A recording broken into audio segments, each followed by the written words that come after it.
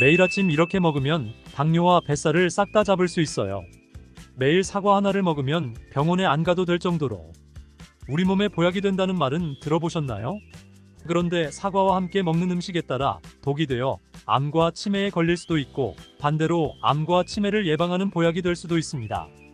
사과의 효능과 아침에 먹는 사과가 보약이 되는지, 그리고 사과와 함께 먹으면 독이 되는 음식과 사과와 함께 먹으면 보약이 되는 궁합이 딱 맞는 음식에는 어떤 것이 있는지 사과에 대한 모든 것 알려드릴게요. 건강한 삶을 위한 건강한 정보를 전해드리는 무조건 당신 편. 영상 시작 전에 구독과 좋아요 눌러주시고요. 전체 알림 해놓으시면 앞으로 알려드리는 건강정보 빠르게 받아보실 수 있을 거예요. 매일 사과 한 개를 먹으면 병원에 가지 않아도 된다는 말은 들어보셨지요? 사과는 그만큼 우리 몸을 건강하게 하는 많은 영양소가 들어있습니다. 사과는 꼭 아침에 먹어야 된다고 하는 사람들이 많은데 그 말이 정말 사실일까요? 정답은 그렇지 않다. 입니다. 사과에는 상콤한 맛이 나지요? 바로 유기산이 풍부하기 때문에 상콤한 신맛이 나는 것인데요. 이 유기산은 우리 몸에 이로운 점도 있지만 평소에 속쓰림이 자주 있거나 위염, 식도염이 있는 분이 아침 공복에 사과를 먹게 되면 위의 점막에 심한 자극을 줄 수 있어 증상이 악화될 수 있습니다. 사과는 몸을 차갑게 하는 과일이라서 몸이 찬 분들은 사과를 드실 때 주의하셔야 합니다.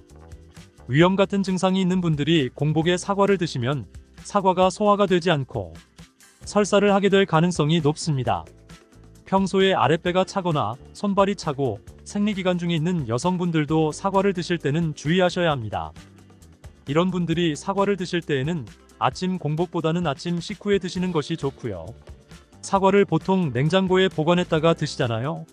냉장고에서 꺼낸 사과를 바로 드시기보다는 미리 꺼내 사과의 온도를 실온으로 맞춰서 드시는 것이 좋습니다. 또는 사과를 익혀 드셔도 되는데요.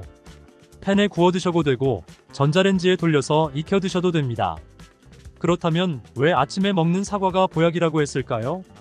건강하신 분들은 사과를 아침에 공복에 드시면 더욱 좋은데요.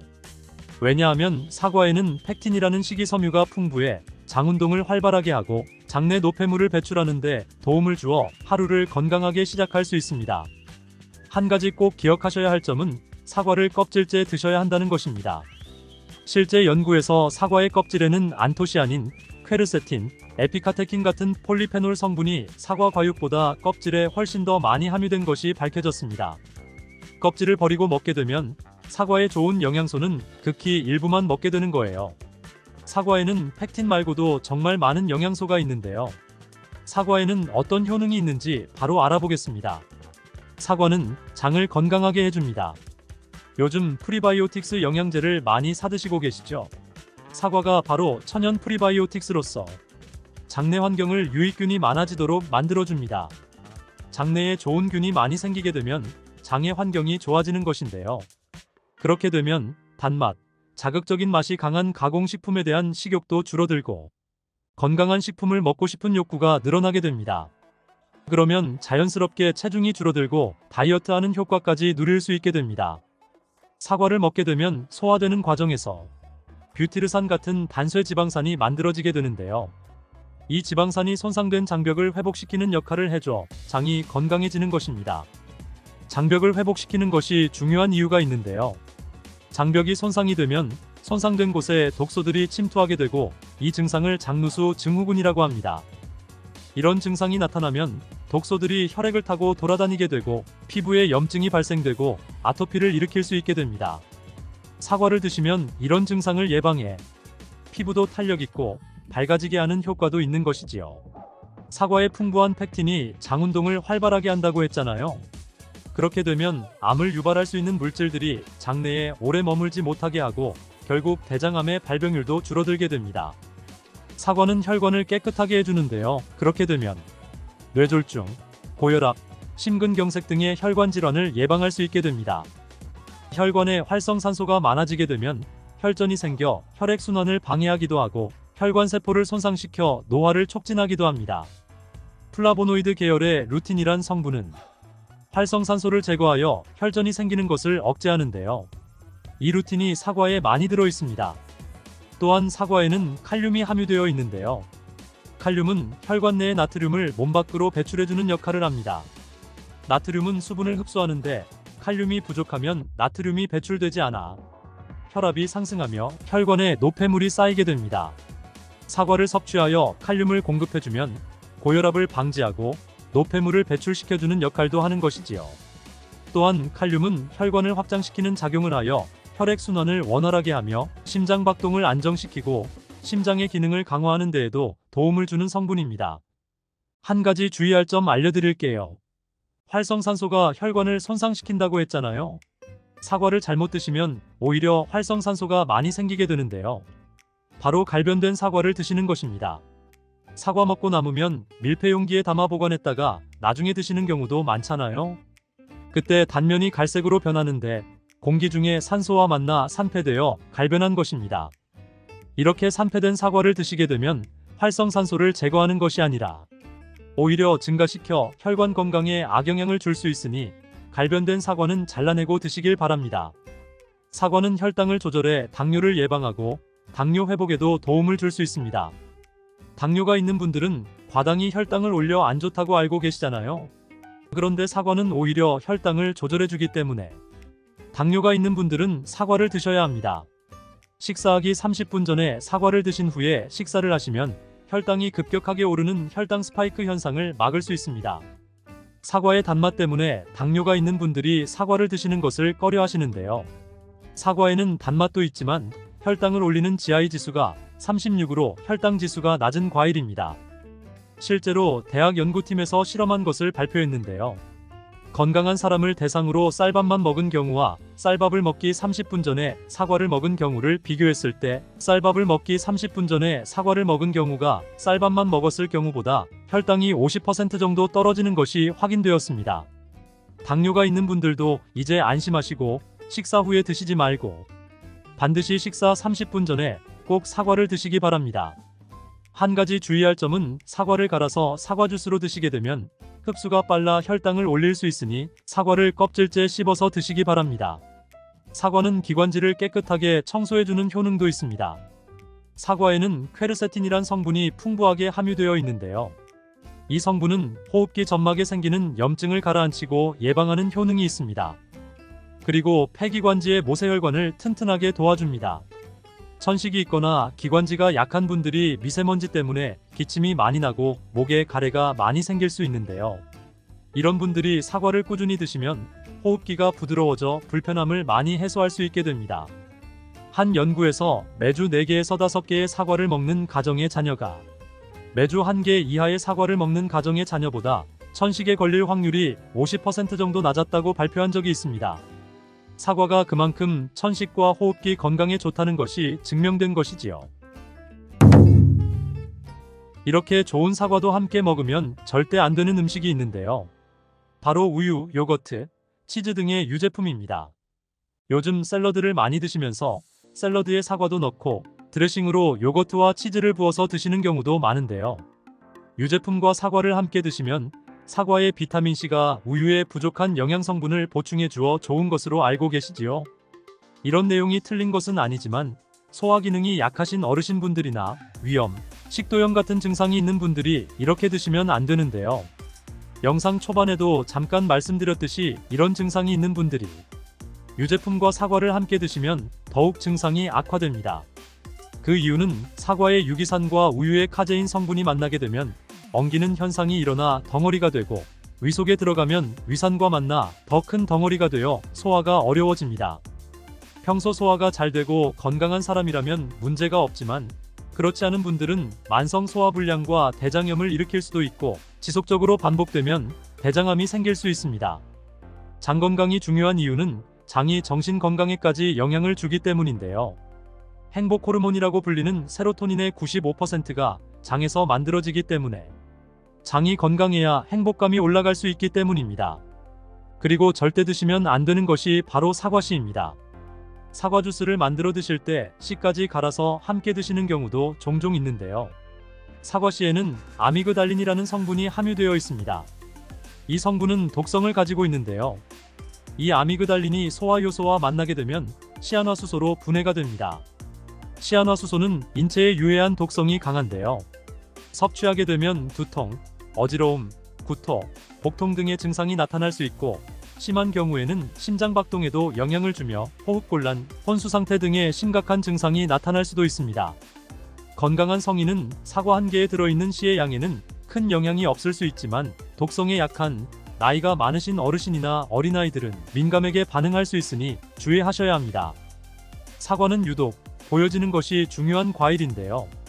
흠집이 있거나 색상이 좋지 않으면 상품성이 많이 떨어지는 것이 사실이지요. 그런데 윤기가 있거나 색상이 짙은 사과는 피하는 것이 좋겠습니다. 간혹 유동 파라핀이라는 식품 첨가물을 사용해서 코팅 처리한 사과일 수 있는데요. 이 유동 파라핀을 섭취하게 되면 복통과 설사를 일으킬 수 있고 지용성 비타민의 흡수를 감소시킨다고 알려져 있습니다. 요즘엔 이런 일이 거의 없긴 하지만 혹시나 사과가 너무 윤기가 흐르거나 약간의 끈적임이 있다면 드시기 전에 깨끗하게 세척하고 드시거나 껍질 벗기고 드시는 것이 안전하겠습니다. 사과와 함께 드시면 보약이 되는 음식도 있는데요. 바로 비트와 당근입니다. 건강음료로 유명한 ABC 주스를 아시나요? 바로 사과, 비트, 당근 세 가지를 갈아서 만든 주스입니다. 사과, 비트, 당근을 함께 드시게 되면 영양소의 흡수율이 증가하고 서로의 영양소를 보완해 주어 더욱 건강하게 드실 수 있습니다. 또한 식이섬유가 폭발적으로 증가하여 장운동을 촉진하고 변비 예방에 탁월합니다. 그리고 사과, 당근, 비트 모두 강력한 항산화 물질이 풍부하여 체내 활성산소를 제거하고 세포의 노화를 방지하며 몸에 활력을 불어넣어 줄 수 있습니다. 함께 먹으면 보약이 되는 음식으로 고구마도 있습니다. 고구마에는 베타카로틴이 풍부하여 항암작용과 함께 면역력을 강화해주고 혈관 건강에도 도움을 주게 됩니다. 고구마를 드시면 소화가 잘 안 되는 증상이 나타날 수 있는데요. 고구마에 함유되어 있는 아마이드라는 성분이 장에서 이상 발효를 일으켜 가스가 차고 소화불량 증상이 나타나는 것입니다. 이때 사과와 함께 드시게 되면 사과에 함유된 펙틴이 아마이드의 이상 발효를 억제하여 가스가 차는 증상이 발생하지 않도록 도와주게 됩니다. 또한 사과의 효능 중 하나인 혈관을 깨끗하게 하는 것을 고구마의 베타카로틴이 도와 효능이 극대화가 되어 건강에 정말 좋은 음식 궁합이 된답니다. 배는 가을과 겨울에 먹는 대표적인 과일로 우리나라에서는 선물로도 많이 선호하는 정말 좋은 과일인데요. 배에는 많은 효능이 있을 뿐 아니라 잘못 드시면 오히려 건강을 해칠 수도 있는 과일입니다. 건강을 해칠 수도 있다니 깜짝 놀라셨나요? 너무 걱정하지 마세요. 이 영상을 통해 배에 대한 모든 것 알아가실 수 있을 거예요. 그럼 배의 11가지 효능과 어떤 분들이 배를 드실 때 주의하셔야 하는지, 배를 고를 때 어떤 배가 좋은 배인지 배 고르는 방법, 그리고 보관 시 주의사항까지 바로 알려드리겠습니다. 배하면 무엇이 떠오르시나요? 저는 어릴 적 추운 겨울에 이불 뒤집어 쓰고 옹기종이 앉아 어머니께서 깎아주신 달콤한 배 한 쪽씩 먹으며 가족들과 행복한 시간을 보냈던 기억이 납니다. 겨울에 감기에 걸려 기침이 심해지면 어머니께서 배 하나를 가져다가 가운데 씨 부분을 파내시고 꿀을 넣어 끓여주셨던 바로 그 배 맞습니다. 이미 알고 계시겠지만 배는 기침이 심할 때 증상을 완화시키는 효능을 가지고 있습니다. 배의 첫 번째 효능은 기관지에 좋다는 것입니다. 기관지에 염증이 생기면 기관지 점막에 분비물이 증가하게 되는데요. 이렇게 되면 가래가 생기게 됩니다. 배에 풍부하게 들어있는 루테올릭과 안토크라신 성분은 항염증 효과를 가지고 있어 가래를 완화시키는데 도움을 줄 수 있는 것입니다. 한의학에서는 배가 폐에 열을 내리고 기관지를 부드럽게 하는 진액 생성을 돕는 역할을 한다고 합니다. 배의 과육에는 또한 피로 회복을 돕는 유기산과 비타민, 아미노산이 풍부하고 껍질에는 플라보노이드와 폴리페놀 등의 항산화 성분이 많이 들어있어 면역력을 높이는 효과도 있습니다. 배가 몸에 좋다는 것을 알고 간혹 배를 이용한 가공식품, 배음료를 드시는 분들 계신데요. 100% 배로 만든 음료가 아닌 배 첨가물 가공식품은 주의하셔야 합니다. 이런 가공식품에는 단맛을 높이기 위해 많은 양의 당성분, 설탕이 들어가게 됩니다. 바로 이 설탕이 문제인 것이지요. 아시겠지만 이런 가공음료를 드시게 되면 설탕을 과다하게 흡수하게 되는데요. 그렇게 되면 혈당이 급격하게 오르게 됩니다. 그러면 높아진 혈당을 조절하기 위해 인슐린이 또 과다하게 분비하게 되는데요. 이렇게 되면 또 갑자기 혈당이 떨어지게 되어 저혈당 증상이 나타날 수 있습니다. 이런 증상이 반복되다 보면 인슐린 공장인 췌장에 문제가 생길 수 있습니다. 췌장염이 올 수도 있고, 췌장염이 지속되면 췌장암으로 발전할 수도 있는 것이지요. 정말 사소한 식습관으로 무서운 결과를 초래할 수도 있는 것입니다. 췌장이 고장이 나게 되면 인슐린 분비에 문제가 생깁니다. 그렇게 되면 바로 당뇨병에 걸리게 되는 것입니다. 당뇨병이 발병이 되면 여러 가지 합병증이 생길 가능성도 높아지게 되는 것입니다.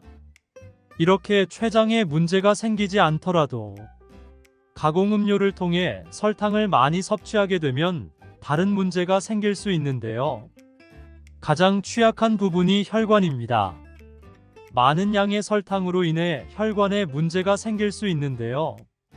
그렇게 되면 신장뿐 아니라 눈 건강과 심장에도 무리를 주게 됩니다. 나이가 들면서 얼굴에 주름이 늘어 거울 보기 싫으신 분들 계시지요? 설탕을 많이 섭취하게 되면 바로 이 주름도 많이 생기게 됩니다. 설탕을 소화하면서 단백질과 지방이 뭉치는 현상이 나타나는데요. 이때 노화를 촉진시키는 활성산소가 증가하게 됩니다. 그렇게 되면 피부의 탄력을 유지시켜주는 콜라겐과 엘라스틴이 감소하게 되어 피부에 주름이 늘어나고 탄력성도 떨어지게 되는 것입니다. 두 번째 배의 효능은 미각을 살리는 데 좋다는 것입니다.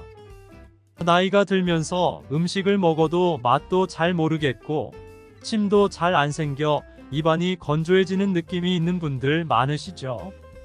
그 이유는 노화가 되면서 미각세포 기능이 떨어지기 때문이래요. 당뇨병이나 갑상선 저하증 같은 질환이 있는 분들이라면 이런 증상이 더욱 심하게 나타납니다. 또 나이 들면서 혈압약도 많이 드시지요? 고혈압 약에 들어있는 캡토프릴이란 성분이 미각장애를 일으키기도 합니다. 미각세포를 건강하게 유지하는데 가장 중요하면서도 기본이 되는 것은 바로 침이 부족하지 않게 하고 항상 입안에 맑은 침이 충분히 나오게 하는 것입니다. 매일 배를 한쪽씩 드시게 되면 입안의 침의 분비를 촉진하여 침이 부족하지 않게 되고 미각을 살리는데 도움을 줄 수 있습니다. 침이 부족하여 입안이 마르는 느낌이 있는 분들이라면 바로 이 배가 약이 될 수 있는 것입니다. 세 번째 배의 효능은 대사증후군으로 고통받는 분들에게 도움을 줄 수 있습니다. 대사증후군이란 복부 비만, 고혈압, 당뇨병, 고중성 지방혈증 등의 질환이 한 개인에게서 한꺼번에 나타나는 것을 말하는데요. 원인은 명확하지 않지만 대사증후군은 인슐린 저항성이 근본적인 문제라고 추정하고 있습니다. 인슐린 저항성은 혈당을 낮추는 호르몬인 인슐린에 대한 신체의 반응이 감소함으로써 근육 및 지방세포가 포도당을 잘 섭취하지 못하게 되고, 이를 해결하고자 더욱 많은 인슐린이 분비되어 여러 문제를 유발하는 것을 의미합니다. 바로 이 대사증후군을 완화시키는 데에 배가 도움이 되는데요. 45세에서 65세의 40명을 대상으로 12주 동안 배를 섭취하게 한 후에 배를 섭취하지 않는 대조군과 비교를 한 실험이 있었습니다. 이 실험에서 12주 동안 배를 섭취한 사람들은 수축기 혈압이 4에서 5 수은/주밀리미터 정도 낮아졌으며 허리둘레 또한 줄어들었음이 확인되었습니다. 배는 단맛이 좋지만 식이섬유가 풍부하기 때문에 허리둘레를 줄이는데 도움이 되었던 것입니다. 그렇지만 과유불급, 너무 많이 드시는 것은 오히려 건강을 해칠 수 있는데요. 당뇨가 있는 분들이라면 하루에 배의 4분의 1쪽씩 드시고요. 당뇨가 없는 분들이라면 하루 1개 정도 드시는 걸 권장해 드립니다. 네 번째, 배의 효능은 체질적으로 건조한 분들에게 도움을 줄 수 있습니다. 배를 드시게 되면 몸속에서 점액질 분비를 활성화하게 되어 건조한 세포막을 촉촉하게 해주는데요. 한의학에서는 이를 윤조라고 합니다. 음을 보하고 진액을 생겨나게 하는 방법이란 의미를 가지고 있습니다. 세포막이 건조하게 되면 몸 안에 독소가 세포에 달라붙게 되고 배출이 쉽게 않게 됩니다. 건강에 악영향을 주게 되는 것이지요. 이때 배를 섭취하게 되면 이런 증상을 완화시켜 몸을 건강하게 하는 것이지요. 47,800명을 대상으로 한 폐암 발병률과 식이 패턴의 연관성에 대한 연구에서도 증명이 되었는데요. 채소보다 과일을 자주 먹는 사람에게서 폐암의 발병률이 낮았습니다. 그리고 특별히 과일 중에서도 배를 섭취한 그룹에서 폐암 발병률이 낮게 나왔습니다. 다섯 번째, 배의 효능은 변비를 완화시키는 효능입니다. 어르신들 보면 변비 때문에 고통스러운 분들 많이 계신데요. 저희 아버지도 한동안 변비 때문에 많이 힘들어 하셨습니다. 변비가 있는 분들이 하루에 한쪽씩 배를 드시면 많은 도움을 받을 수 있는데요. 배에 많이 함유되어 있는 식이섬유와 수분으로 인해 장 운동을 활발하게 하고 변을 무르게 해주어 변비에 도움을 주는 것입니다. 여섯 번째, 배의 효능은 당뇨로 인해 갈증을 느끼는 분들에게 도움을 줄 수 있습니다. 배는 한의학에서 소갈증으로 힘든 분들에게 약으로 처방할 만큼 좋은 과일인데요. 당뇨가 있는 분들이 과일 드시기에 부담스러우시잖아요. 배는 당을 천천히 올리는데 좋은 대표적인 과일입니다. 단단한 과일들은 당이 있어도 식이섬유가 풍부해 혈당을 천천히 올라가게 하는데 도움을 줄 수 있고요. 배의 혈당 지수도 35 정도로 낮기 때문에 당뇨가 있는 분들도 안심하고 드실 수 있습니다. 주의하실 사항은 과일을 드실 때 식사하기 전에 드셔야 합니다. 식사 후 바로 드시면 별로 좋지 않고요. 식사 전에 드셔야 하는 이유는 여러 가지가 있는데요. 배를 식사 전에 섭취하게 되면 탄수화물의 섭취를 줄일 수 있습니다. 그 이유는 공복감을 줄여주어 식사량을 줄일 수 있게 하기 때문이고요. 콜레스테롤 수치를 줄이며 혈당과 혈압을 줄이는 데에도 도움이 됩니다. 일곱 번째, 배의 효능은 숙취를 완화시키는데 도움을 준다는 것입니다. 숙취해소 하면 생각나는 것이 무엇이 있나요? 바로 콩나물 해장국이 떠오르실 것입니다. 실제로 콩나물이 숙취해소에 도움이 되는데요.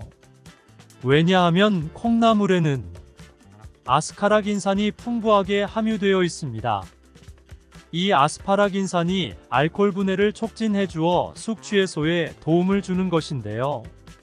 배에도 이 아스카라긴산이 많이 함유되어 있어 숙취해소에 도움을 받을 수 있는 것이지요. 여덟 번째, 배의 효능은 감기, 인후염과 같은 염증성 질환을 완화시키는데 도움을 준다는 것입니다. 한의학에서 배는 성질이 차갑고 열을 식히는 기능, 즉 청열 작용을 한다고 하는데요. 배에 많이 함유되어 있는 항염증 성분인 카테킨과 알부틴이란 성분으로 인해 염증을 완화시키고 몸에 열이 오르는 것을 막아주고 해열 작용을 하게 되는 것입니다. 겨울철에 감기에 꼭 걸리거나 인후염으로 힘드신 분들이 매일 배를 드시면 이런 염증성 질환을 미리 예방할 수도 있고 증상도 완화시키는데 도움을 받을 수 있는 것입니다. 아홉 번째, 배의 효능은 체중 감량에 도움을 준다는 것입니다. 배가 단맛이 좋아 살이 찌기 쉬운 과일로 오해하실 수 있는데요. 배는 이미 말씀드렸듯이 혈당 지수가 35로 낮은 편에 속하며 수분 함량이 높고 포만감을 높여주어 배를 드시게 되면 과식을 막아주어 살이 찌는 게 아니라 오히려 체중 감량에 많은 도움을 주는 것입니다. 10번째, 배의 효능은 피부가 거칠고 칙칙하신 분들에게 좋습니다. 배는 활성산소를 제거하고 신진대사를 도와 피부 보습에 도움을 줍니다. 그리고 배에 함유되어 있는 알부틴이란 성분이 피부 미백에도 도움을 주어 칙칙한 피부색을 맑게 해주는데도 효과가 있는 것입니다. 11번째, 배의 효능은 정말 중요한데요. 죽어가는 간을 살리는 데에 많은 도움을 준다는 것입니다. 전남대학교의 연구 결과를 보면 배에는 펙틴, 알부틴, 아스파라긴산과 같은 성분이 있는데요. 이 성분들이 간세포의 성장에 도움을 준다고 했습니다. 그리고 간 기능을 활성화시키고 간 내부에 유해한 지방을 배출하는 데에도 도움을 준다고 발표했습니다. 지방간이 있는 분들이 배를 드시면 좋다는 것입니다. 간 기능을 회복하기 위해서는 배를 드실 때 껍질째 드시는 게 아주 중요합니다. 배는 또 그냥 생으로 드시는 것도 좋긴 하지만 가열하여 드시면 더욱 좋은 효과를 볼 수 있는데요. 바로 해독작용이 더 커지기 때문입니다. 배를 익힐 때 배를 껍질째 사용하시고요. 씨와 꼭지를 빼고 깍둑 썰기를 하셔서 냄비에 넣고 끓이시면 되는데요. 배가 말랑말랑해질 때까지 끓이신 다음에 식혀서 드시면 됩니다. 이렇게 드시게 되면 백혈구에도 정말 좋은 효과를 볼 수 있는데요.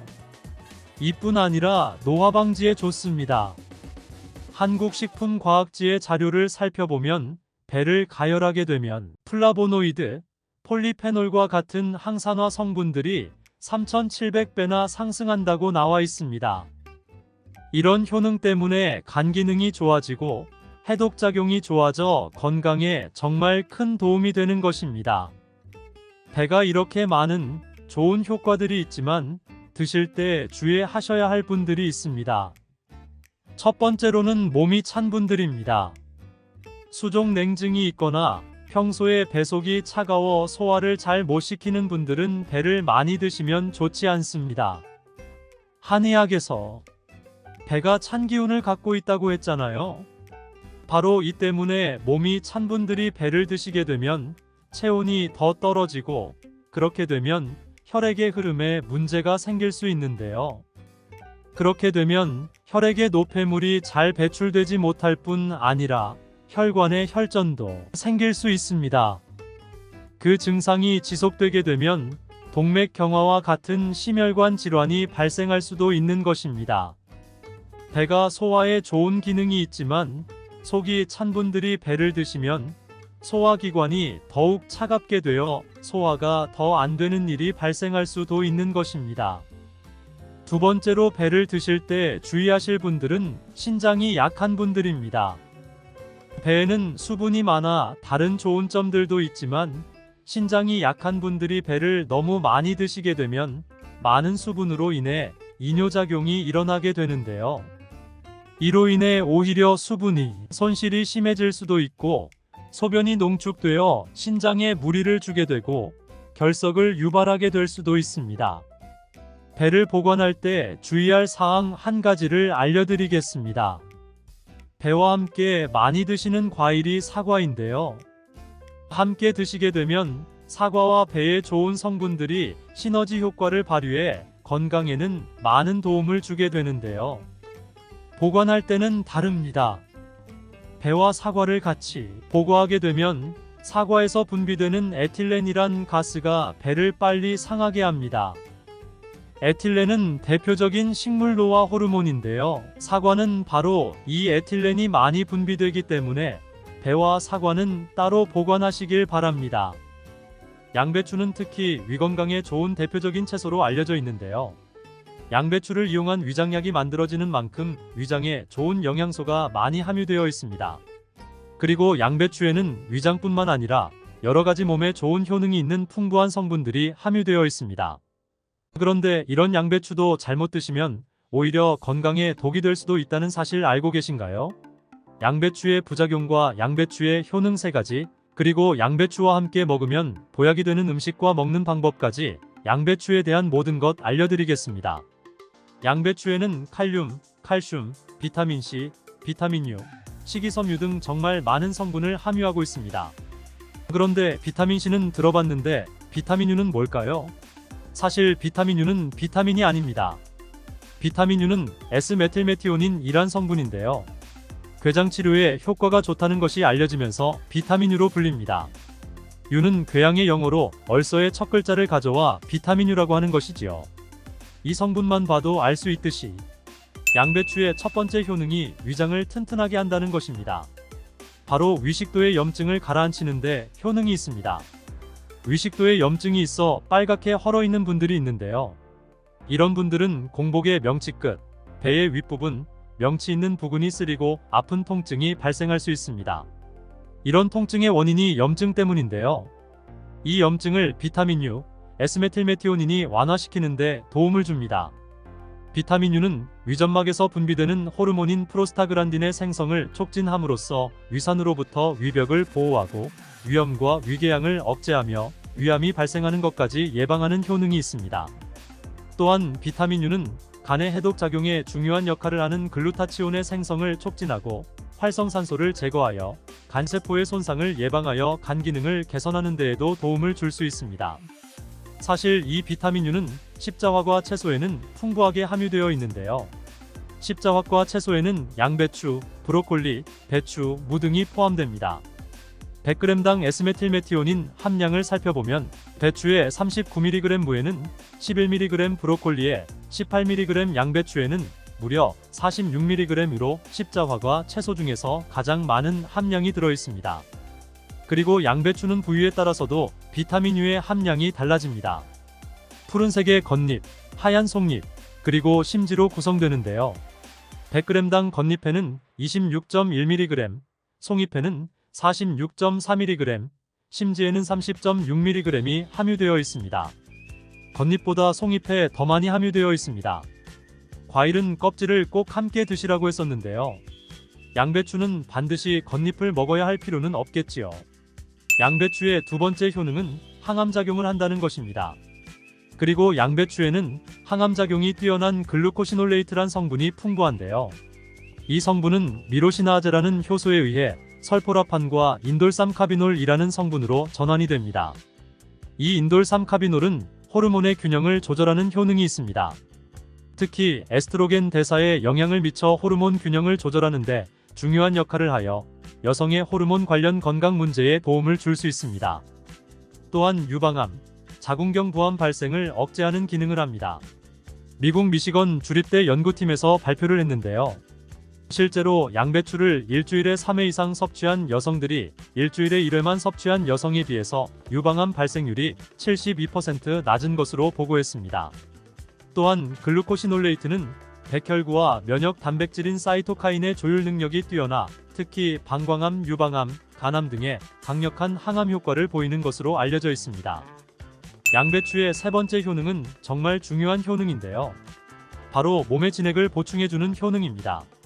몸의 진액이 부족하게 되면 몸에 좋은 약을 드셔도 효과를 못 볼 수 있고요. 온몸 구석구석 질병에 걸릴 가능성이 높아집니다. 몸의 진액이라 하면 어떤 것이 있을까요? 그것은 혈액, 림프액, 조직액, 음식물 섭취 시 흡수되는 영양물질, 몸 안의 조직에서 분비되는 점액질, 호르몬 등 우리 몸 안의 생명을 유지하기 위해 필요한 모든 체액이 바로 진액입니다. 몸 안의 모든 수분 같은 것들은 전부 진액이라고 보시면 됩니다. 이 진액이 몸에 부족하면 여러 증상이 나타나는데요. 손발이 차거나 저린 경우에 혈액순환이 잘 되지 않아 그런 증상이 나타나게 되는데요. 혈액순환의 문제가 바로 혈액 속의 진액이 부족해서 그런 증상이 나타나는 경우도 많습니다. 혈액 속의 진액, 수분이 충분해야 손발 끝까지 혈액순환이 원활하게 될 수 있는 것입니다. 기관지에 진액이 부족하게 되면 건조해지겠죠. 그렇게 되면 외부에서 먼지 같은 작은 이물질이 들어오면 자극을 강하게 느껴 기침이 나고 목이 칼칼하고 목소리가 잘 나오지 않거나 쉰 목소리가 나오는 경우도 있습니다. 위장의 진액이 부족하면 위장의 조직들이 수축되는 현상으로 위축성 위염이 나타나고, 심장의 진액이 부족하면 심장에 열이 오르고 심장 박동이 빨라져 가슴이 두근거리는 현상이 나타나고, 계속되면 공황장애까지 나타날 수 있습니다. 나이가 들면 관절이 점점 뻣뻣해지고 입이 바짝바짝 마르는 증상도 많이 나타나시죠. 그리고 목, 어깨 등의 근육이 뭉쳐 통증이 나타나는 이유도 몸 안에 진액, 수분이 부족하기 때문입니다. 수분이 부족해서 이런 증상이 나타나는 것이라면 물을 마시면 해결이 되지 않을까요? 물론 물을 마시면 몸에 수분이 보충이 되기는 하지만 대부분은 소변으로 빠져나가게 됩니다. 마신 물이 몸속 구석구석 스며들게 하여 몸의 진액을 보충해 주려면 물만 마셔서는 해결이 되지 않는다는 것이지요. 물이 우리 몸에 들어왔을 때 몸속에 잡아둘 수 있는 힘이 필요한데요. 이런 역할을 하는 것이 양배추인 것입니다. 한의학에서는 몸의 진액 보충을 위해 양배추를 처방하는데요. 양배추는 몸의 진액을 채우고 뇌를 보호하는 뇌수와 뼈 속의 골수를 채워주는 역할을 하는 것으로 알려져 있습니다. 이렇게 좋은 양배추도 잘못 드시면 부작용이 발생할 수 있는데요. 양배추를 드실 때 주의하셔야 하는 분들 4가지 유형에 대해 알려드릴게요. 첫 번째는 바로 과민성 대장증후군이 있는 분들입니다. 양배추에 함유된 특정 당분이 가스를 형성하게 되는데, 과민성 대장증후군이 있는 분들이 양배추를 드시면 장이 팽창되고 복부팽만이 일어나며 설사를 유발하게 됩니다. 두 번째는 위축성 위염, 장상피화생이 있는 분들입니다. 위장점막이 위축되어 있고 변성이 심한 경우인데요. 이런 분들은 양배추가 몸에 잘 맞지 않습니다. 이런 분들이 양배추를 드시면 속쓰림이 심해집니다. 공복 속쓰림에는 양배추가 도움이 될 수 있지만 식후에 속쓰림이 있는 분이라면 위장점막에 문제가 있을 가능성이 많으니 양배추를 피하시길 바랍니다. 세 번째는 갑상선 기능이 저하된 분들입니다. 이런 분들은 양배추를 드실 때 절대 생으로 드시지 마시고 살짝 쪄서 드시기 바랍니다. 그렇다고 양을 많이 드시면 안 되고요. 한 번 드실 때 150g 정도로 일주일에 한두 번 정도만 드시길 바랍니다. 왜냐하면 양배추에는 고이트로젠이라는 성분이 많이 포함되어 있는데 이것이 갑상선의 기능을 방해하게 됩니다. 양배추를 지속적으로 드신다면 갑상선 저하증을 유발할 수도 있습니다. 그런데 이 고이트로젠에 열을 가하면 이 성분이 비활성화가 되기 때문에 쪄서 드시라는 것입니다. 다만 갑상선에 문제가 전혀 없는 분들이라면 양배추를 생으로 조금씩 드시길 바랍니다. 양배추에는 설포라판이라는 성분이 있는데 이것은 강력한 항암, 항산화 작용을 하는 좋은 성분인데요. 양배추에 열을 가하게 되면 이 성분은 다 사라집니다. 그러니 갑상선에 문제가 없는 분들은 양배추를 생으로 드셔서 양배추의 좋은 효능을 통해 건강을 챙기시길 바랍니다. 네 번째는 고혈압이나 뇌경색 등의 문제로 혈전용해제나 아스피린 같은 약을 복용하시는 분들은 양배추를 드시면 안 됩니다. 왜냐하면 양배추에는 비타민 K가 들어있는데요. 비타민 K는 지혈작용을 하는 기능이 있습니다. 지혈작용이 뭘까요? 혈액을 빨리 굳게 하는 거죠. 그런데 혈액을 묽게 만드는 약을 드시는 분들이 양배추를 드시게 되면 비타민 K와 충돌하게 되어 복용하는 약의 효과를 반감시킬 수 있기 때문입니다. 그렇다면 양배추를 드실 때는 어떻게 먹는 것이 가장 좋을까요? 정답은 바로 양배추를 생으로 드시는 것이 가장 좋습니다. 왜냐하면 비타민 U, 비타민 C 같은 좋은 성분들이 열에 약하여 조리 과정에서 파괴되기 때문입니다. 그런데 양배추는 생으로 드시기가 참 어렵잖아요. 그래서 바로 알려드리겠습니다. 양배추를 생으로 드실 수 있는 방법인데요. 갈아서 주스로 드시면 됩니다. 이때 양배추만 갈아서 드시면 맛이 없어 마시기 힘드시잖아요. 양배추와 함께 갈아 드시면 맛도 좋아지고 보약이 되는 음식 알려드릴게요. 바로 사과와 당근입니다. 이 세 가지를 함께 갈아서 드시면 정말 좋은 장수식품이 되는데요. 당근은 혈액의 생성을 촉진하고 혈액순환을 원활하게 하며 눈 건강을 좋게 하는 효능이 있습니다. 사과는 피로를 회복시키고 기관지를 촉촉하게 하여 천식을 예방하는 효과도 있고요. 세 가지 모두 식이섬유가 풍부하여 장 건강에 정말 좋은데요. 장 운동을 촉진하고 변을 묽게 하여 배변 활동에 도움을 주게 됩니다. 변비에 정말 직효약이 되는 것이지요. 이 세 가지를 함께 드시면 이런 효능들이 극대화가 되어 정말 보약이나 다름없는 음식이 되는 것입니다. 그런데 생으로 드시라니까 혹시 농약이 걱정되시나요? 또한 양배추가 농약 범벅이라는 소문이 있는데 정말 양배추가 농약 범벅인지 재배 과정을 살펴보며 진실을 알아보겠습니다. 양배추를 키울 때 농약을 많이 치는 것은 사실입니다. 지금 보고 계신 것이 40일 정도 된 양배추입니다. 모종이 되는 사이즈죠. 이때부터 농약을 많이 치게 됩니다. 다음으로 60일 정도 된 양배추이고요. 이때도 우리가 알고 있는 양배추의 모양은 아니지요. 아직 더 많이 자라야 합니다. 다음은 100일 정도 재배된 양배추입니다. 잎이 생각보다 많이 크죠? 양배추의 모양은 보통 동그라니 공처럼 생겼는데 이것은 꼭 다른 채소같이 생겼습니다. 120일 정도 되면 이렇게 자라는데요. 가운데 동그랗게 생긴 게 있죠? 이것은 결구라고 하는데요. 공처럼 생겼다고 해서 결구입니다. 이것이 우리가 먹는 양배추예요. 결구를 겹겹이 싸고 있는 잎이 있기 때문에 농약을 아무리 많이 쳐도 우리가 먹는 양배추에는 농약이 닿질 않아요. 농약뿐 아니라 다른 이물질도 거의 묻지 않아요. 양배추에 농약을 많이 쓰는 것은 맞지만 보셨다시피 농약이 묻은 잎은 다 제거하고 결구만 유통되기 때문에 양배추에 농약은 거의 묻어있지 않습니다. 그뿐 아니라 결구가 생길 때쯤이면 벌레가 거의 없기 때문에 농약도 더 이상 치지 않습니다. 이렇게 결구가 생기고 20일 정도 더 키우면 우리가 먹는 양배추 크기가 되는데요. 이때 양배추를 수확하여 겉에 농약 묻은 잎은 다 잘라내고 깨끗한 결구만 유통이 되는 것입니다. 이제 안심하고 양배추 드셔도 되겠죠?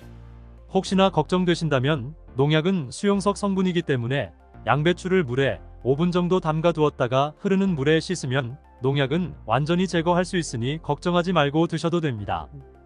당근이 몸에 좋다는 사실은 이미 알고 계시지요? 그런데 아무리 몸에 좋다는 당근도 먹는 방법에 따라 그리고 함께 먹는 음식에 따라 몸에 독이 될 수도 있고 보약이 될 수도 있다는 사실 알고 계신가요? 당근과 함께 먹으면 보약이 되는 음식과 당근을 먹는 방법, 당근을 제대로 먹을 때 나타나는 놀라운 효능까지 당근에 대한 모든 것 알려드릴게요. 그리고 연예인이 3주 동안 11kg 감량했다고 하는 당근 다이어트 방법도 영상 뒷부분에 있으니 영상 끝까지 확인하시기 바랍니다.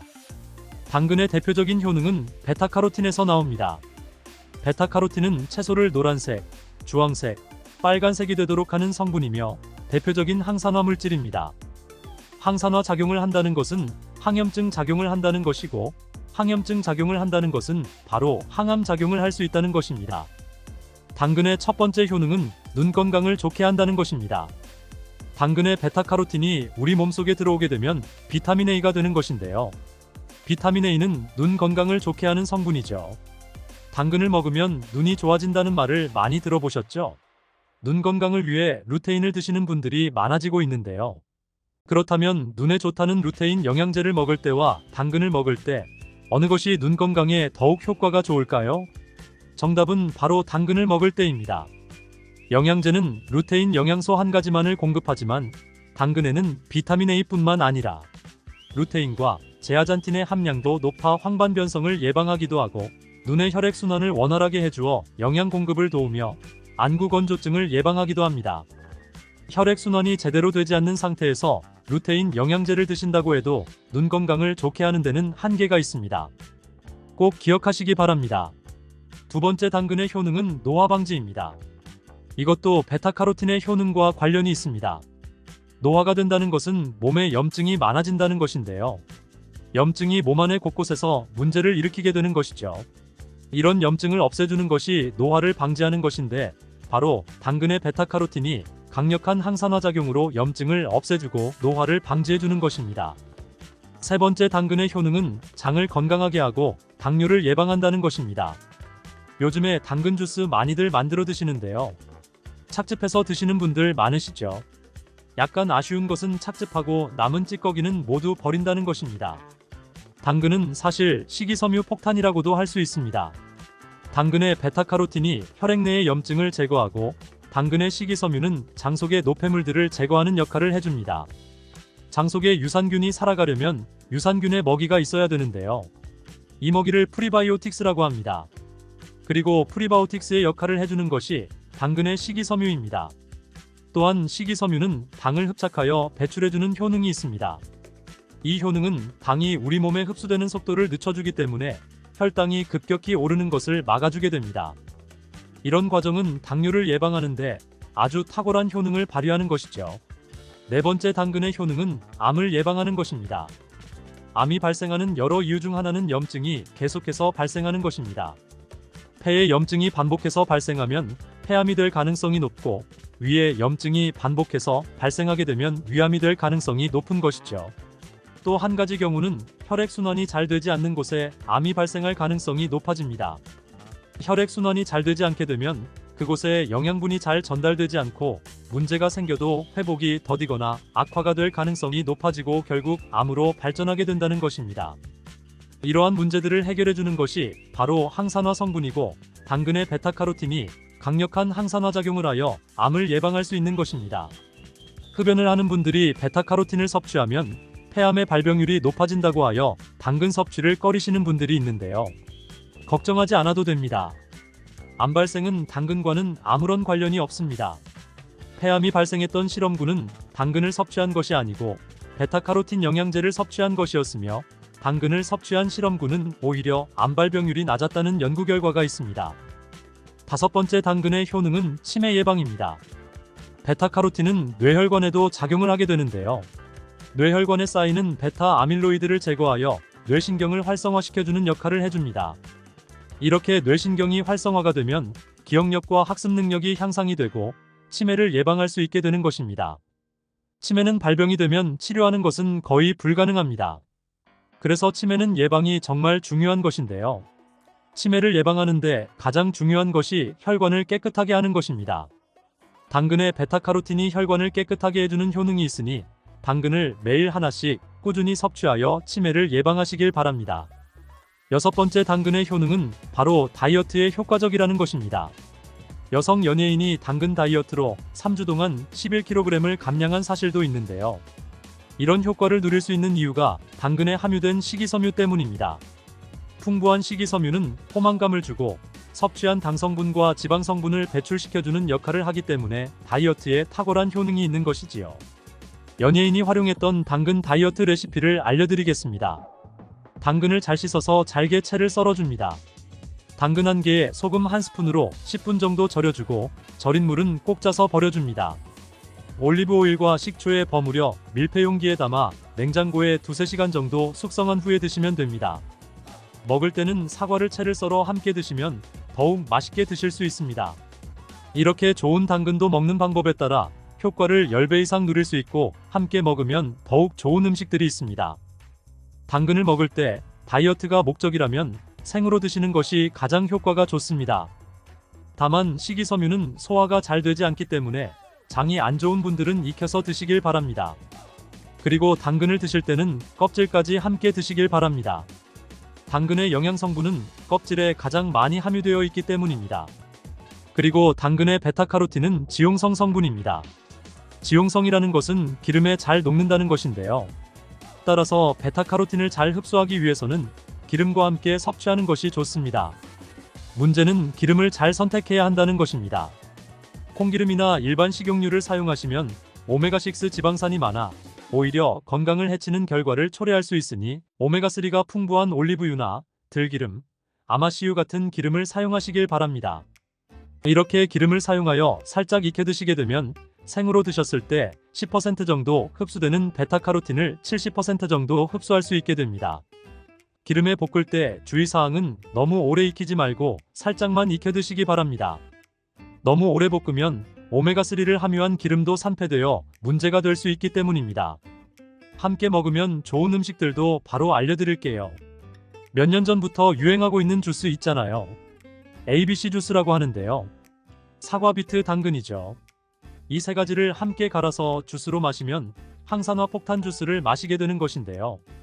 이 세 가지 중 비트의 효능이 혈관을 확장시켜주는 것입니다. 풍부한 항산화 성분들이 확장된 혈관을 따라 온몸 구석구석에 공급되어 혈관을 깨끗하게 하고 염증을 제거하여 각종 질병을 예방할 수 있게 되는 것이지요. 다만 비트에는 옥살산이 함유되어 있어 신장의 결석을 유발할 수 있는데요. 신장이 약하신 분들은 주의가 필요합니다. 그래서 요즘엔 이 비트를 빼고 사과, 양배추, 당근 이렇게 세 가지를 넣은 ACC 주스를 많이 드시는데요. 양배추는 우리 몸에 진액을 보충해 주어 점막을 촉촉하게 해주는 효능이 있어 외부로부터 들어오는 바이러스와 이물질을 배출시켜 주는데 탁월한 효능이 있습니다. 항암 효과를 극대화시켜 줄 수 있는 음식도 알려드릴게요. 바로 브로콜리와 단호박을 당근과 함께 드시면 됩니다. 세 가지를 생으로 드시는 것보다 찜기에 쪄서 드시면 흡수율을 훨씬 높일 수 있고요. 올리브 오일과 약간의 소금을 넣고 물과 함께 섞어서 드시면 맛도 좋고 건강에도 좋은 강력한 항암 주스가 됩니다. 비타민 폭탄 채소로 유명한 시금치에 대해 얼마나 알고 계신가요? 시금치는 된장찌개, 시금치나물, 시금치죽 등 다양한 방법으로 식탁 위에 오르는 대표적인 녹황색 채소입니다. 많은 분들이 좋아하시는 이 시금치, 눈 건강, 염증 완화, 항암 효과 등 많은 효능이 있어 건강에 도움이 되는 것이 맞지만 잘못 드시면 오히려 건강을 해칠 수 있다는 사실 알고 계신가요? 시금치를 먹을 때 주의할 점과 함께 드시면 안 되는 음식, 함께 드시면 보약이 되는 음식까지 시금치의 모든 것 알려드릴게요. 구해줘요 뽀빠이. 많이 들어보셨지요? 미국에서 아이들에게 시금치를 많이 먹이려고 뽀빠이 만화까지 만들었는데요. 시금치는 채소 중에서도 철분의 함량이 아주 높고 카로틴의 함량도 높은 편입니다. 카로틴은 면역력을 높이는데 아주 효과적인 성분으로 알려져 있습니다. 시금치에는 많은 영양소가 있어 여러 효능이 있지만 단 한 가지 단점이 있는데요. 바로 옥살산이라는 성분이 많다는 것입니다. 옥살산은 우리 몸에 독이 되는 성분입니다. 옥살산은 다른 말로 수산이라고도 합니다. 이 옥살산은 장내 점막을 통해 흡수되는데 칼슘과 만나면 옥살산 칼슘이라고 하는 것이 만들어집니다. 이 옥살산 칼슘은 일정한 조건이 되면 결정을 만듭니다. 이 결정은 뾰족뾰족한 형태의 알갱이가 되는데 조직을 손상시키기도 하고 신장 내에 박혀 신장을 망가뜨리기도 합니다. 작은 크기의 옥살산 칼슘은 소변으로 배출되기도 하는데요. 소변 내에 옥살산 칼슘의 농도가 올라가게 되면 이 결정들이 달라붙어 점점 커지게 됩니다.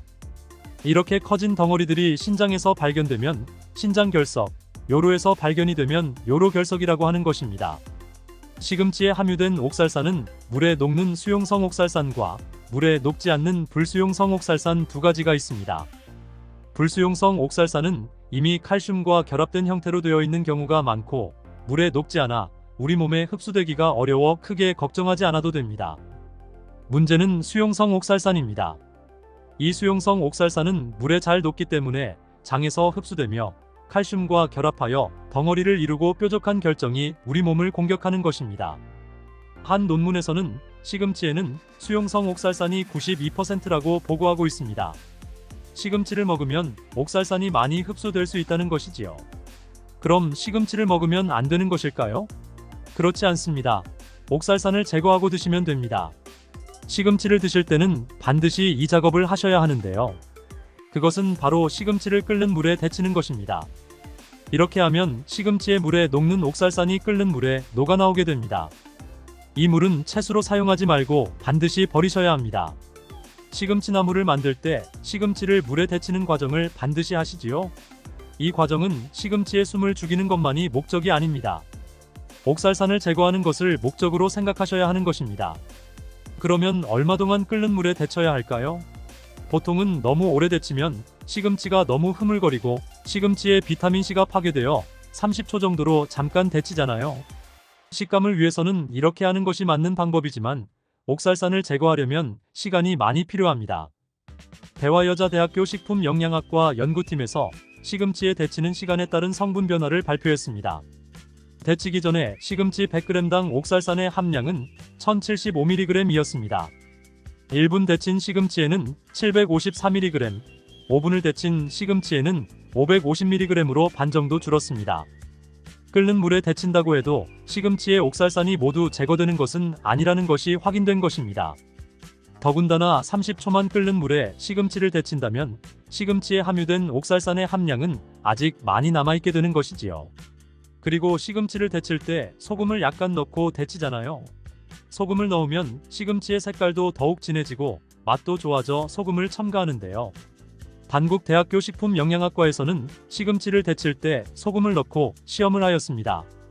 이 실험 결과에서는 소금을 넣지 않고 시금치를 데쳤을 때가 소금을 넣고 데쳤을 때보다 옥살산을 더욱 많이 제거할 수 있었다고 발표하였습니다. 데치는 목적이 옥살산을 제거하는 것이라면 소금은 넣지 않고 데치시길 바랍니다. 시금치를 5분 이상 끓는 물에 데친다면 흐물거려서 식감은 완전 엉망이 될 것입니다. 하지만 신장이 건강하지 않거나 결석으로 고생한 적이 있는 분들이라면 식감보다는 건강을 더 생각하셔야 할 것입니다. 물론 나이를 많이 드신 분들도 몸속의 장기 기능이 많이 노화되었기 때문에 더욱 주의하시는 것이 좋겠습니다. 시금치의 옥살산이 칼슘과 만나 덩어리를 이루어 건강을 해치는 것이잖아요. 그래서 시금치와 궁합이 맞지 않는 음식이 있습니다. 칼슘이 많이 함유된 음식은 시금치와 함께 먹으면 오히려 독이 되는 것이지요. 대표적인 음식이 바로 우유와 두부입니다. 농림수산식품교육문화정보원에서는 우유와 두부를 시금치와 함께 먹으면 몸에 결석이 생길 확률이 높아진다고 보고하고 있습니다. 요로 결석, 신장 결석에 걸리게 되면 그 통증이 극심하기 때문에 특별히 더욱 주의하셔야 하는데요. 우유와 두부는 시금치와 함께 섭취하면 결석 외에도 또 다른 문제를 야기할 수 있는데요. 시금치의 구연산과 결합하여 구연산 칼슘이 되는데 이 성분은 소화가 잘 되지 않기 때문에 장 건강에 해가 되는 것입니다. 그렇다면 어떤 음식이 시금치와 함께 먹으면 보약이 되는 것일까요? 첫 번째는 바로 감입니다. 시금치와 감은 서로 다른 영양소를 함유하고 있어 함께 먹으면 시너지 효과를 낼 수 있는데요. 시금치에는 철분, 엽산, 비타민 A 등이 풍부하게 함유되어 있고 감에는 칼륨, 비타민C, 식이섬유, 베타카로틴 등이 풍부하게 함유되어 있습니다. 감에 풍부하게 함유된 비타민C는 시금치의 철분이 우리 몸에 흡수되는 것을 도와줄 수 있습니다. 한 가지 주의할 점은 감에는 당분이 많아 당뇨가 있는 분이라면 혈당 수치 조절을 위해 섭취하는 양을 조절해서 드실 필요가 있습니다. 그리고 감의 껍질에는 많은 영양소가 함유되어 있지만 평소 만감한 알레르기 반응이 있는 분들은 감의 껍질을 제거하고 드시는 것을 권장합니다. 시금치와 궁합이 잘 맞는 식품에는 들기름, 참기름, 참깨가 있습니다. 들기름은 시금치에 함유되어 있는 베타카로틴, 안토시아닌 등의 지용성 영양소들의 흡수율을 높이는데 도움을 주고 시금치의 최대 단점인 옥살산을 중화시켜주는 데에도 도움을 줄 수 있습니다. 시금치에는 눈 건강에 도움이 되는 비타민 A가 많이 함유되어 있는데요. 눈 건강을 좋게 하는데 도움을 주는 성분인 루테인, 지아잔틴, 베타카로틴, 비타민 A는 모두 지용성 성분들입니다. 그렇기 때문에 들기름, 참기름과 같은 건강한 기름과 함께 섭취할 때 흡수율을 극대화시킬 수 있습니다. 이에 더해서 시금치와 계란을 함께 드시면 정말 보약이나 다름없는 좋은 음식이 되는데요. 계란에는 루테인과 지아잔틴뿐만 아니라 레시틴이란 성분도 풍부하게 함유되어 있어 시금치의 지용성 영양성분뿐만 아니라 수용성 영양성분까지도 흡수율을 극대화시킬 수 있습니다. 이렇게 시금치와 계란의 들기름을 함께 드시게 되면 음식의 궁합이 정말 더할 나위 없이 좋아지게 되는 것입니다. 시금치의 효능을 조금 더 살펴보면 시금치에는 철분 함량이 아주 풍부하고 카로틴의 함량도 높은 편에 속합니다. 한의학에서 시금치는 염증을 치료하는데 사용하는 약재로도 사용할 정도로 염증 치료에 효과적인데요. 시금치는 겨울에 해풍을 맞고 자라 초록색이 짙을수록 효능이 좋은 것입니다. 시금치에는 수분, 비타민, 미네랄, 식이섬유뿐만 아니라 3대 영양소도 풍부하게 함유되어 있는 대표적인 녹황색 채소입니다. 대표적인 효능으로는 눈 건강, 혈압 개선, 면역력 향상, 신체 발육 촉진, 피부 미용, 변비 예방, 빈혈 예방에도 도움이 되는 음식입니다. 특히 혈액 속의 만성염증을 제거하는 데에 탁월한 효능이 있는 루테인, 셀레늄, 엽산 등이 풍부하게 함유되어 있습니다. 스웨덴의 린코핑 대학교 연구팀은 연구 결과에서 눈 건강에 도움을 주는 루테인이 관상동맥 질환과 관련이 있는 염증을 억제하고 관상동맥 질환을 개선하는 데 효과가 있다고 발표했습니다. 관상동맥은 심장의 근육에 혈액을 공급해주는 혈관인데요. 이 혈관이 좁아지거나 막히게 되면 심근경색의 증상이 나타나는 것입니다. 시금치의 뿌리에 풍부하게 함유된 안토시아닌과 카로틴 성분이 혈관 내의 활성산소를 제거하여 만성염증을 억제하게 되고 이로써 심근경색뿐만 아니라 다른 여러 심혈관 질환을 예방할 수 있습니다. 시금치는 다이어트 식품으로도 많이 알려져 있는데요. 이는 시금치에 함유된 풍부한 수분과 식이섬유 때문입니다. 풍부한 식이섬유는 혈당 수치를 낮추고 혈관 속의 나쁜 콜레스테롤을 몸 밖으로 배출해 주어 혈관 건강에도 도움을 줄 수 있습니다. 한 가지 문제는 시금치의 식이섬유는 불용성 식이섬유이기 때문에 소화가 잘 안 될 수 있는데요. 이때 사과와 함께 드시면 이런 문제는 해결이 됩니다. 사과에는 대장암 예방에도 효과가 좋은 펙틴이라는 성분이 풍부한데요. 바로 이 펙틴이 식이섬유의 균형을 잘 맞춰줄 수 있는 수용성 성분입니다. 이뿐 아니라 사과의 펙틴은 장 건강에 유익한 지방산을 증가시키고 활성산소를 제거하는 역할을 합니다. 이런 사과를 시금치와 함께 드시면 항암 효과까지 극대화가 되는데요. 시금치의 풍부한 엽록소과 엽산이 항암 작용을 하여 암세포를 억제하고 발암물질을 억제하는 데 도움을 주는 것입니다. 또한 사과와 시금치를 함께 드시면 당뇨를 예방하는 데에도 효과가 좋아지는데요. 사과에 함유된 식이섬유가 콜레스테롤과 당분이 결합하여 몸속으로 흡수되는 것을 막아주는 역할을 하는 것입니다. 또한 시금치와 사과의 식이섬유는 음식물을 장 속에 오래 머무게 하여 혈당이 급격히 오르는 것을 방지하여 인슐린 분비를 조절하는 데에 도움을 주게 되는 것입니다. 시금치와 사과를 함께 드실 때는 시금치를 먼저 끓는 물에 삶아 물은 버리고 사과와 함께 갈아서 주스로 마시는 방법도 있으니 참고하시기 바랍니다. 시금치를 드실 때 주의하실 분들이 있습니다. 바로 혈액을 묽게 하는 와파린 계열과 아스피린 등의 혈전용해제를 드시는 분들입니다. 이런 약은 혈액을 묽게 하여 혈관 속에 뭉쳐있는 혈전을 녹여주어 혈액순환을 원활하게 하는 역할을 하게 되는데요. 시금치와 함께 먹게 되면 시금치에 함유된 비타민 K는 이와는 반대 역할을 합니다. 비타민 K는 혈액을 응고에 필요한 단백질을 합성하여 혈액 응고를 촉진시켜주는 것입니다. 혈전용해제를 드시는 분은 시금치를 드실 때 2시간 정도의 시간차를 두시고 드시는 것이 좋겠습니다. 나이가 들수록 된장국을 좋아하게 되는데요. 된장국에 시금치를 넣어서 많이들 드시지요? 이때도 주의하셔야 하는데요. 시금치의 옥살산이 된장의 콩과 된장국에 넣는 두부에 함유된 칼슘이 만나 옥살산 칼슘이 만들어지겠지요. 이것을 그냥 드시게 되면 신장 결석과 요로 결석의 원인이 될 수 있습니다. 따라서 시금치 된장국을 조리하실 때는 반드시 시금치를 5분 이상 데쳐서 데친 물은 버린 후에 시금치 된장국을 끓여 드시길 바랍니다. 채소는 보통 생으로 드시는 것이 좋다고 알고 계신데요. 다 그런 것은 아닌 것입니다. 시금치는 반드시 익혀서 드시길 바랍니다. 샐러드에 시금치를 넣어 드시기도 하는데 조금 드시는 것은 괜찮지만 자주 드시면 문제가 되기 때문에 주의가 필요합니다. 그리고 요즘엔 피자에도 시금치를 올려서 만들기도 하는데요. 이때도 생으로 올리는 것보다는 데쳐서 사용하시길 바랍니다. 시금치를 드실 때는 계란과 함께 드시면 좋다고 했잖아요. 계란말이를 할 때에 삶을 시금치를 잘게 다진 후에 계란에 넣어 함께 계란말이를 만들어서 드시는 것도 좋은 방법이 되겠습니다. 토마토가 세계 10대 푸드에 들어가는 건 들어보셨죠?